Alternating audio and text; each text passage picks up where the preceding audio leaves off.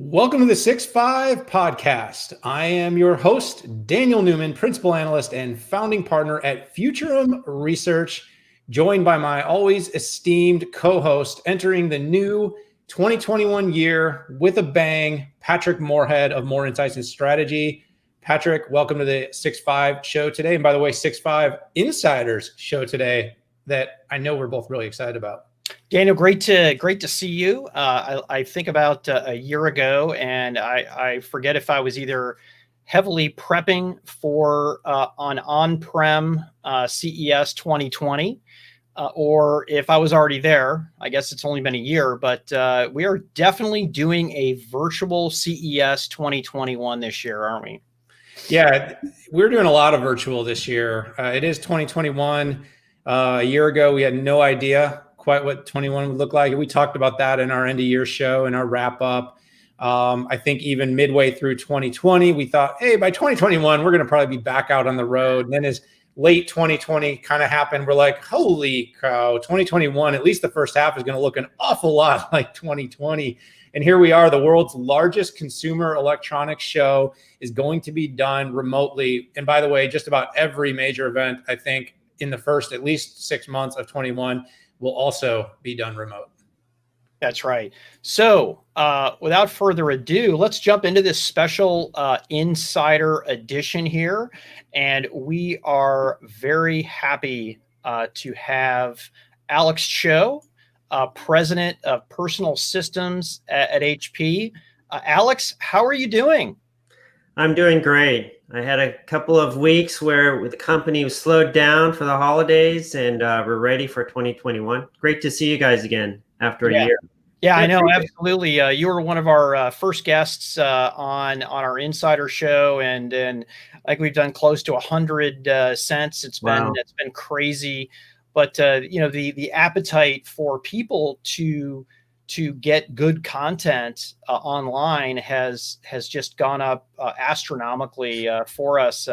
Neither Daniel or I consider ourselves YouTubers. We are industry analysts, but hey, why keep all this great content locked up behind a paywall? We want to make sure opinions on this great tech are here. And anyways, great to have you on the show. And there's a big show coming up, CES, and whether it's in person or virtual, does not stop the tech show for HP. So, but before we dive into that, I know being president of the Personal Systems Group, people can derive what you do at the company, but can you talk about in the big picture of HP what you do?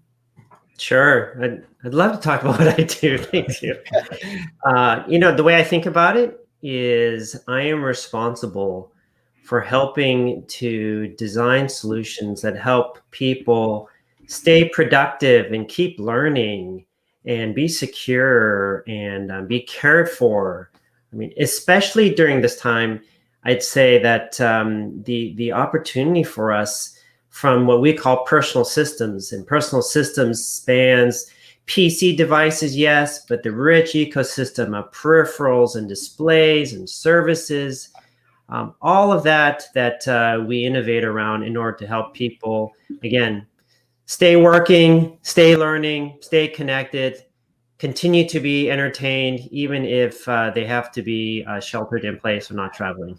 Yeah, absolutely. And Alex, you've been a multi-timer here. You joined us. We did our first podcast blitz in, I believe it was like April timeframe, when the shutdown kind of first really became a big reality in our lives, and tech was really coping. And you came on and you talked to us about what HP was doing. And then you joined us again, gave a great keynote on something called the PC is Essential. And we'll talk about that throughout the show today at our 6-5 Summit, which we're thrilled to be actually doing our second edition this year.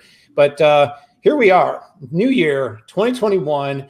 And it is a reality for big companies like HP that are traditionally extraordinary at showcasing their wares at big live events, big exhibition halls, fancy devices, very soft carpet in your booth, very hard floors everywhere else. Mileage and mileage and mileage. But I want to talk about this because, I want to get to your products and I'm excited to break all that. But look, this has got to be so different. 100% remote. I just got to know. I mean, I know you're probably not the event person, but you're involved in so much of the planning. What does that look like? What is planning and prepping for an event of this size and magnitude when it's gone 100% virtual look like? Well, you're right. I mean, first it's all different. And, different doesn't necessarily mean bad, but it is different. And in fact, what we're finding is there's a lot of things that you can do uniquely in virtual that you actually couldn't do physically. So it's all of that combined. For us, if anything, think about the space that we're in. We're in computing. And last year, when we started to say the PC is essential, we had not even anticipated that it's so much more than even what we had thought. And that is, it's the primary way that people are connecting. And people need to connect. It is a fundamental need people have. But it's also the way by which these things like events are happening. It's the way by which people are learning and staying educated and going to school. And so for me, what this all means is, yes, it's different. There are things that we have to learn, but it's opening up new ways. As an example, you can get a lot more content. You can cover a lot more territory. I'm talking to more customers and partners than I ever did. Interesting. It is so much more efficient. So the ability to get a lot of content and exposure and conversations and to cover that territory efficiently. Wow. I love that. I love that, the efficiency of doing that in this kind of medium.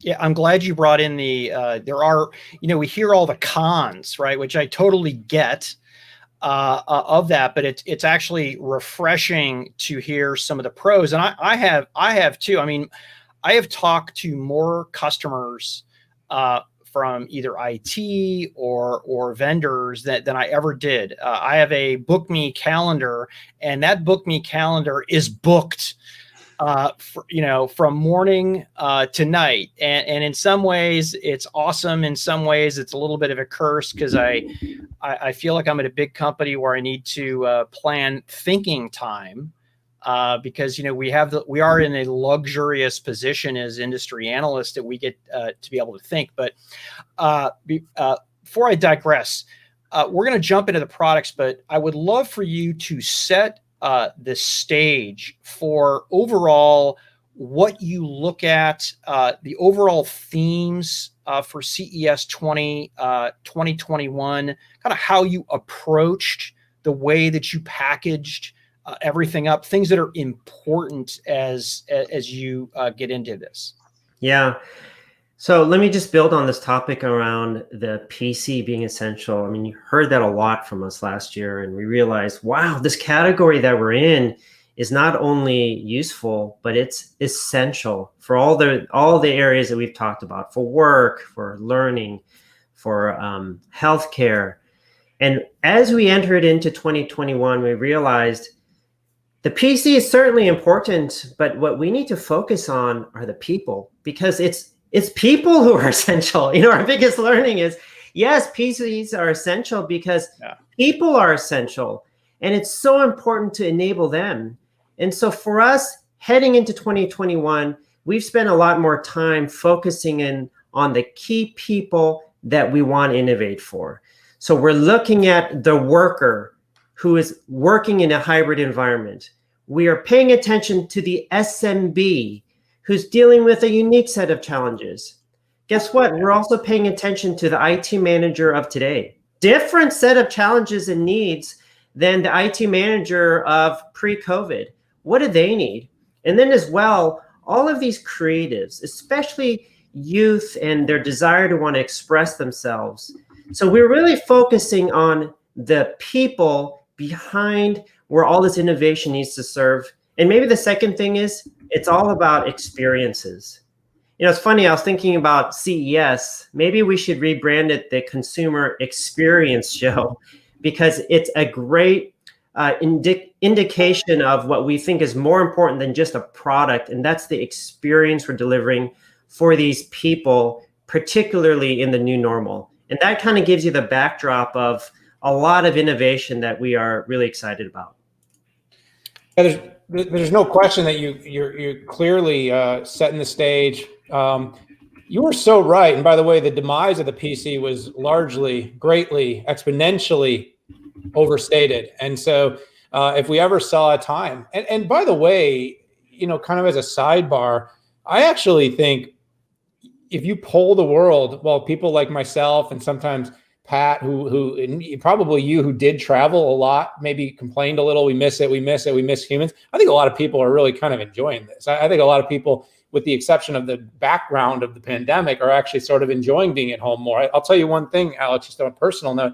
I got more FaceTime with my family, with my daughter going off to college. I have kids 19, 15, and 4 now.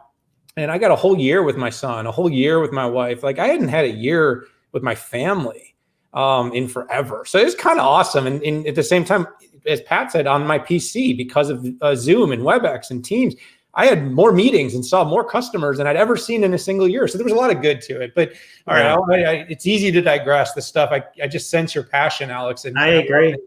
I love that you're really, finding a way to make the best of this. But I want to talk about the announcement. So, the company has a bunch of announcements.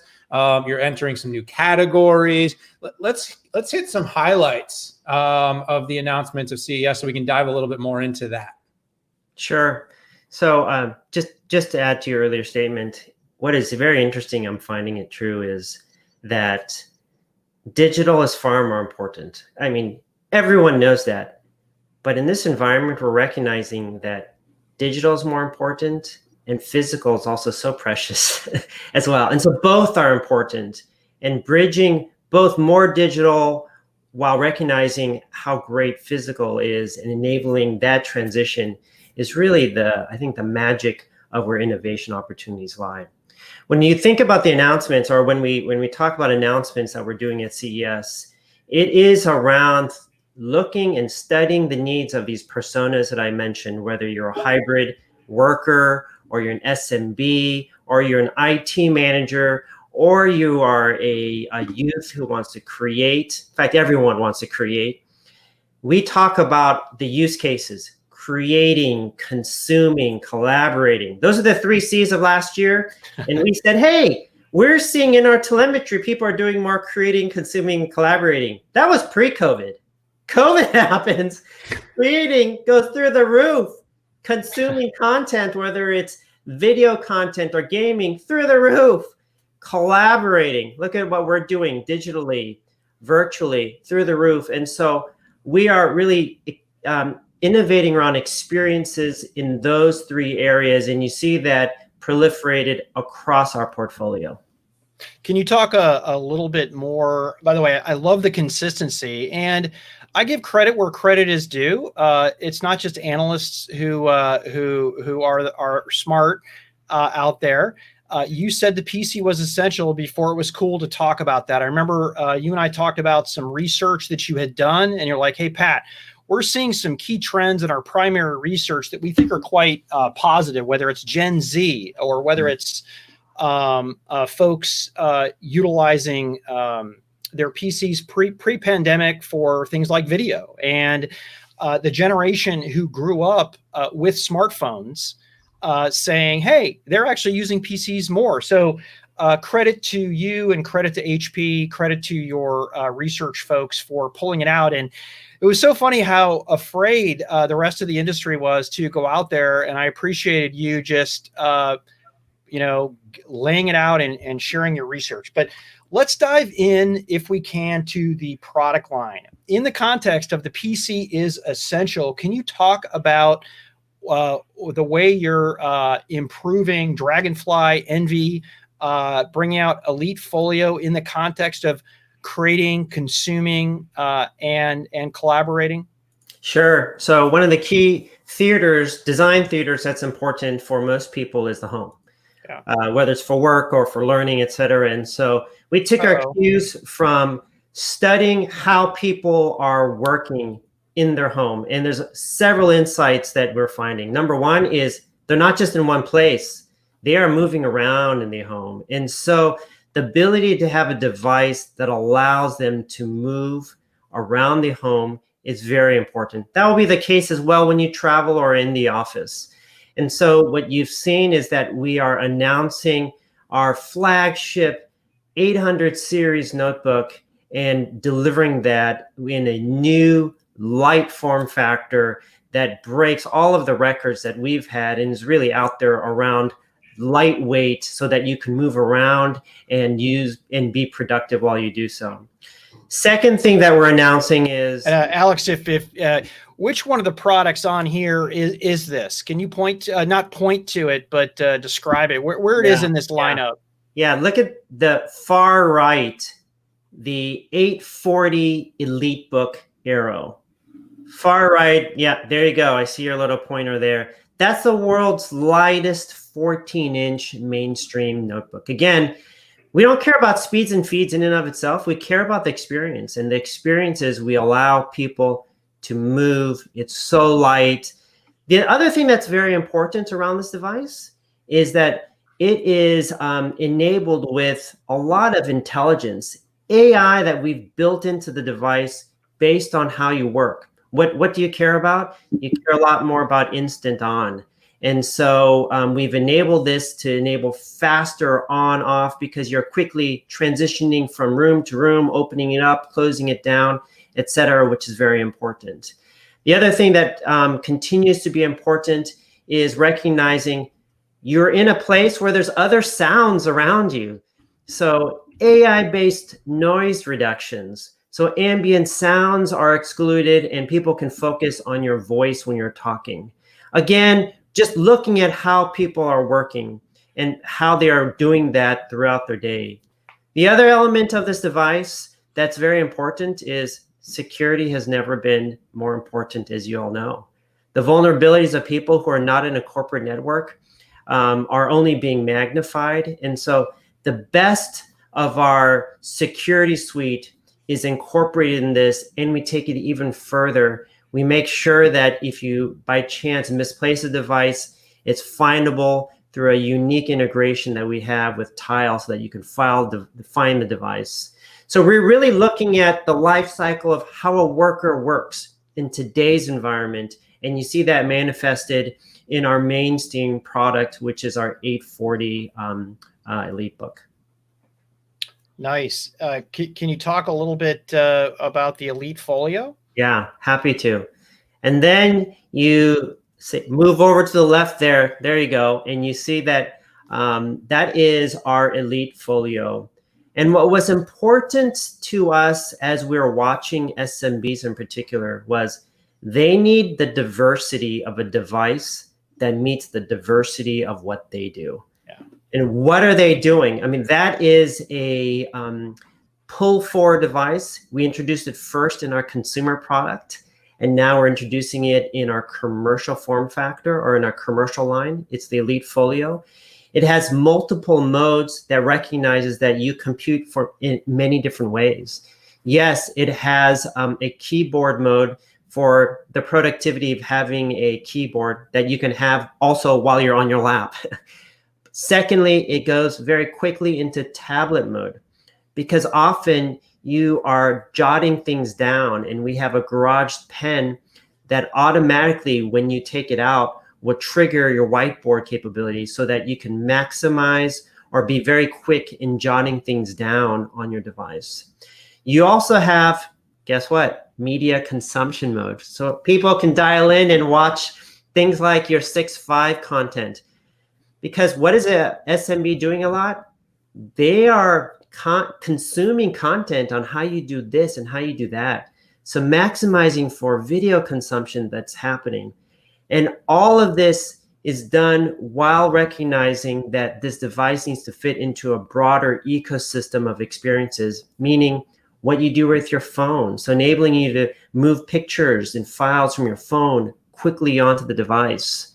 So we've really looked at, again, the day in the life of an SMB, particularly during this time, the diversity of needs, and making sure it's not that the SMB needs to adapt to their device. This device adapts to what the SMB is doing. Again, It's not focusing on the product, it's focusing on the person. That's why I'm really thinking this is about people being essential more than PCs being essential. Right. And I think one of the product lines that, by the way, I am so glad you updated Folio. It was one of my favorite products. I was at your product launch in New York back when we used to do live events. I loved the leather integration of it. And I'm really looking forward to trying this out.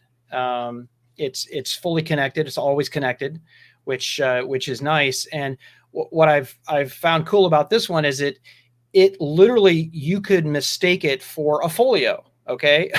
that has a legal pad inside, but let's shift to Dragonfly. I think you really turned a lot of heads when you brought Dragonfly out. First of all, it wasn't gray. It wasn't black. It wasn't silver. It was, okay, Stacy's gonna, scream, it's blue. I know it's not blue. It's some special Dragonfly blue.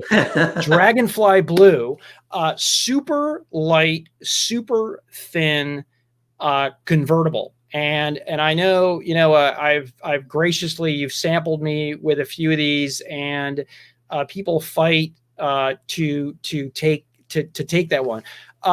You're updating Dragonfly as well. Correct. In fact, we have two iterations of it that we're announcing at CES. First is to make really the beloved Dragonfly, you're right, and bringing it to even more modern capability and enabling with 5G in what we're doing with the latest Dragonfly. And in addition, what we're doing is we're introducing Dragonfly Max. And I think that's particularly important. Dragonfly Max is for us recognizing that what people are doing, again, when I state this, everyone will say, of course we are. People are spending all their time collaborating. They're in Teams calls, Zooms calls. And so this device is the ultimate collaboration device. We not only added features that help in collaboration, we design for collaboration. And that's a very different effort. So we took the same chassis that was breaking all the records around productivity and thinness, but also a great keyboard, which is still very important.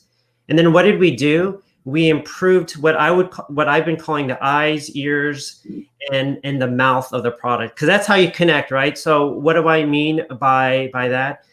Start with the webcam. We put in a 5 megapixel and a significantly improved camera system so that people show up better. A very important part of this whole experience of being online. And so I've actually realized that all of the webcams we used to put before, they were just primarily around keeping them small and thin and light. They weren't optimized for Zooming.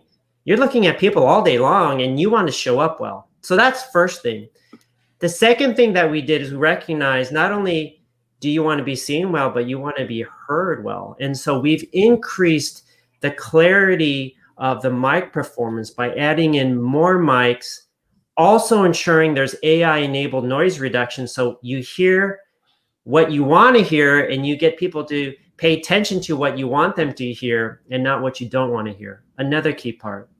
The other thing is, guess what? If you're on conference calls all day, you're staring at a screen all day too, right? And so we took this wonderful form factor and then we added in eye ease, which is basically a way to keep, as you know, and reduce the pressure and the wear on your eyes while you're on video conferencing. That all being the case, we kept all the security elements, including that we've built into the device. And we've introduced even a new color.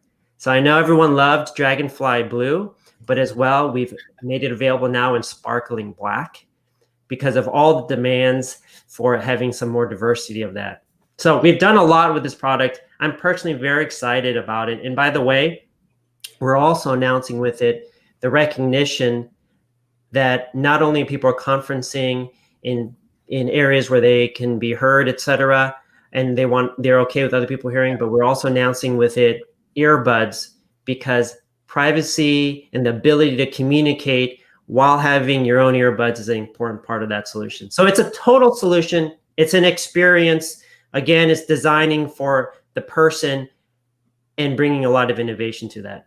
All right, you stole my thunder. Oh, did I? Okay. But since you're the guest, you can do that. That's okay. When Pat does it, though, we have little spars on our show. Like, hey, you didn't leave me anything to talk. No, I want to talk about the earbuds in a second here. I do want to say though, you happen to be on with two analysts that love to do video and would love to try the Dragonfly Max. So when that thing's got when you got a few extras lying around there, Alex, you know where to send them, right? All right, just kidding. So listen, I looked through everything that you are launching and very impressive. And thanks, by the way, for sharing. And I love how you tied it all back to this whole 3 C's. But I will say the wireless earbuds grabbed my attention. Not because I'm not confident that HP won't make a beautiful and great sounding product, but just because it has been sort of a highly scaled field where entrants all over the map, very closely knitted to, I would say, the mobile device, the phone. And so I'm really interested in sort of what spurred the decision to get in that space. You sort of already alluded to it. And then sort of how does HP intend to really stack up and make a go in this particular area? Yeah.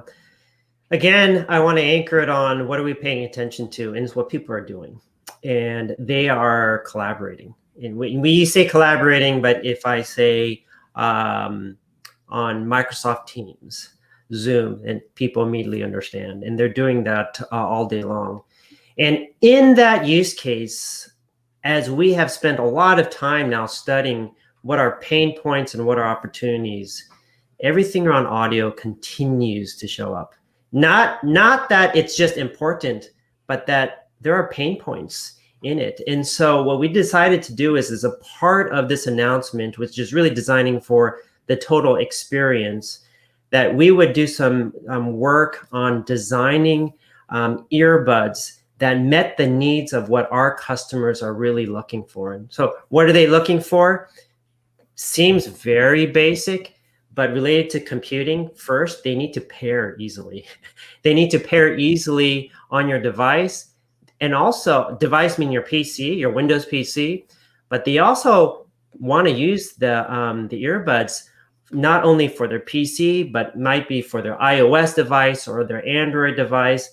And I think others in the phone space have done a nice job setting the precedent for people learning that pairing should be quick and easy and straightforward. That's number one. We made that basic challenge significantly better by enabling that on this device, not only on our device from a PC perspective, but then so that they can do across multiple devices, including their phone devices. Second thing is we've really focused on the ability to hear and tune for conversation. A lot of tuning is done for music, which is important. And so we've made sure that we keep all the learnings around making music vibrant, but as well, we really focused on being able to hear speech. What are we doing? I'm not singing to you. You don't want me to sing to you. I am talking to you. And we're talking to many different types of people with different voices.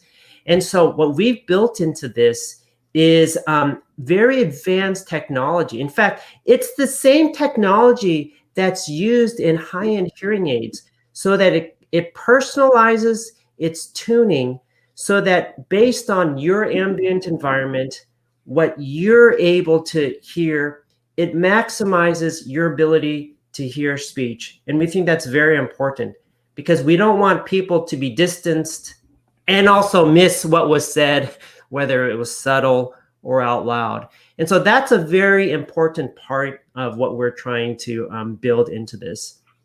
And then maybe finally, I would just say is it's really important that this is a device that lasts throughout the day. It also has great noise reduction, noise cancellation, which is still something that's very important.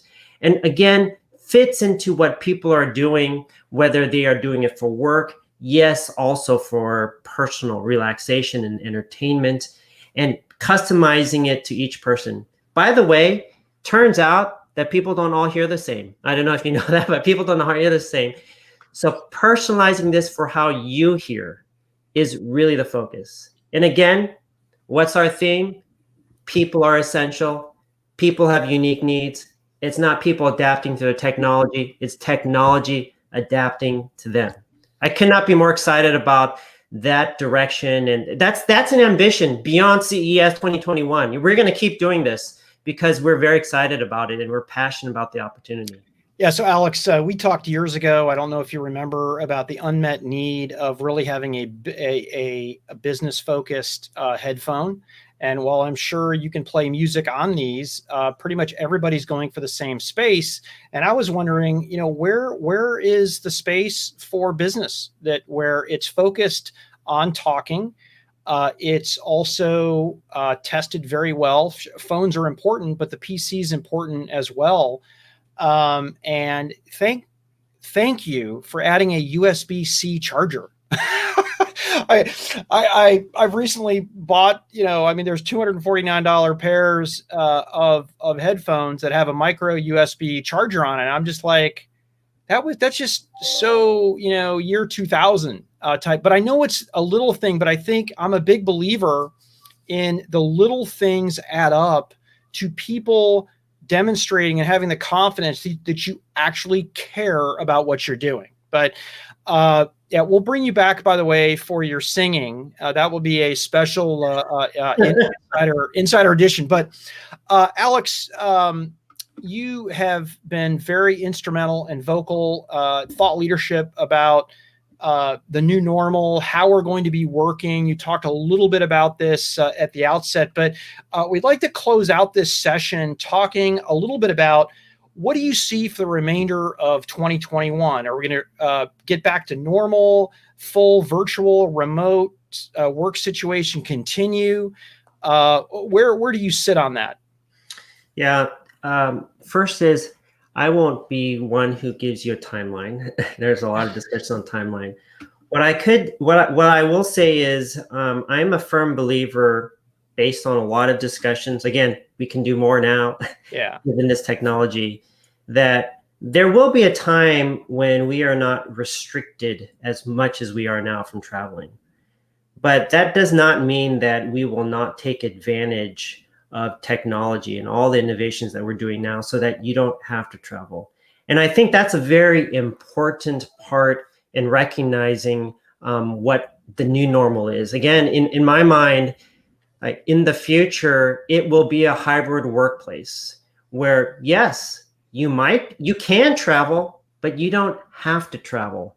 And that enabled through technology is what I think is going to be exciting.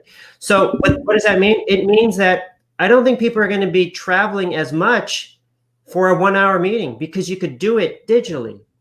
But by the way, you could still travel. And you don't necessarily have everyone needing to go there because some people can dial in and you won't feel left out if you're the one person who wasn't dialed in or there in person, because we have technology that is very inclusive. Our ambition is that distance shouldn't be a barrier. Today, it obviously is in many different ways, but we think that we can reduce the tax on distance by all this technology. Yeah. I think people will be, yes, traveling more because they can, but they're going to choose to not all the time. In fact, if you want breadth, you're going to be scheduling a lot of virtual calls so that you can connect with a broad group of people. And by the way, schooling, yes, kids will be back in the classroom. However, what a great thing that we have, I guess, unintentionally captured, and that is the ability to tap into the resources of people out there who may not have been formally available, but now can be available to teach, mentor, instruct, share. And we're creating the backbone by which all of this knowledge and sharing and wisdom and experience can be tapped into. That's not going to slow down. This is not cyclical, to use our language. The opportunity here around enabling hybrid remote productivity and learning and contribution, that is a great secular trend that, again, we could not be more excited about. You said the word I was about to say, Alex, hybrid. I think in the end, everything is going to be about balance. We've seen it happen with the way IT manages. We're seeing it with the way we meet. We're seeing it with the way we learn. There's social and physical and reasons why humans will want to continue to connect in physical spaces. But there are also going to be a whole lot of things that we learned, maybe on purpose, maybe on accident, throughout this process of going through. Clearly, you're passionate about it, which is the funnest part about having you on the show. And secondly, that passion is finding its way into the products that are being developed and brought to market, including those that you mentioned today at CES. Now, we could talk for hours with you, but what I have to say is, because this is a show and we got to, we got the producer in our ear right now, so we got to let you go. But because of that, I do want to say you're always welcome back here. I'm sure we'll be inviting you back. We wish you, Alex, a tremendously successful virtual CES 2021. I can promise you, Patrick and I will be watching. We will be sharing and tweeting out our thoughts to the ethers. And we really do genuinely appreciate you and HB being part of the 6-5 podcast. Alex, so we got to say goodbye, but thanks so much for joining us today. You're welcome. Thanks, Alex. I love having Alex on. This is fun. And I had a real job, Daniel, before I became an industry analyst, and passion is not everything, but it's a lot. And particularly when you're trying to do things differently and drive change. And that's why I love having Alex on and like to see what they're doing. They're taking risks. I like that. I mean, they do risky stuff, which in the PC industry, you just don't see a lot of, because you make a mistake, the margins are low, and you get punished. So I appreciate that. Well, it's diversifying. It's meeting customers where they are. It's looking at new ways to provide additional value. It's higher attachment rates. But yeah, I wish you'd stop saying that this isn't a real job. I'm just kidding. You had a real job too. She doesn't read my books. She doesn't. CEO of a company.